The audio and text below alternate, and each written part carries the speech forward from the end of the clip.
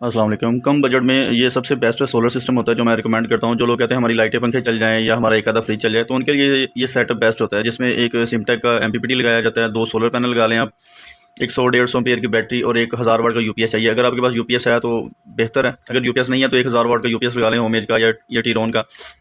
तो ये solar system सबसे बेस्ट है कम बजट के लिए, जिसमें हम सारा दिन लाइटें पंखे चला सकते हैं, इन्वर्टर फ्रिज चला सकते हैं, एयर कूलर भी चला सकते हैं। ठीक है, इस घर में भी इस इन्होंने वैसे इनका इन्वर्टर फ्रिज है, इन्होंने फ्रिज नहीं करवाया, वैसे इन्वर्टर फ्रिज बड़े आराम से चल जाता है, हमने काफ़ी जगहों में चलाया। इनका सारा दिन एयर कूलर चलता है, 3 पंखे चलते हैं, लाइटें चलती हैं, एलसीडी वगैरह चल जाती, यानी कि लाइट लोड, जिसमें आपका पंप या आपका एसी नहीं चलेगा, बाकी घर की जो चीज़ें हैं वो आराम से चल जाती हैं। इस पर इन्वर्टर फ्रिज भी बड़े आराम से चल जाता है। लोग मैंने बहुत सारे इंस्टॉलर देखे हैं, वो यूपीएस की जगह पे कार इन्वर्टर लगाते हैं। कार इन्वर्टर की निस्बत ये यूपीएस बेहतर होता है। कोई भी यूपीएस लगा ले, होमेज का या कोई भी अच्छा सा यूपीएस हो, ये 1000 वाट का यूपीएस सारी चीज़ें चला देता है। इसकी लाइफ भी ज़्यादा होती है, इसकी गारंटी भी होती है, इसकी परफॉर्मेंस भी बेहतर होती है कार इन्वर्टर की निस्बत।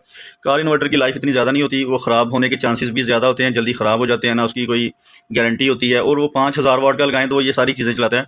और आम यूपीएस जो कोई भी आप यूपीएस लगा लें 1000 वाट का, उस पर ये सारा कुछ चल जाता है, जिसमें 3-4 पंखे चल जाते हैं, आपका इन्वर्टर फ्रिज चल जाता है।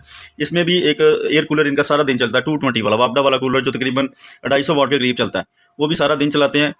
और वापडा बंद होने की सूरत में रात को इन्हें 2 से 3 घंटे का बैकअप भी मिल जाता है। लाइटें पंखे फिर चल जाते हैं रात को, अगर इनके वापडा भी बंद हो जाए, तो ये बड़ा बेहतरीन काम करता है।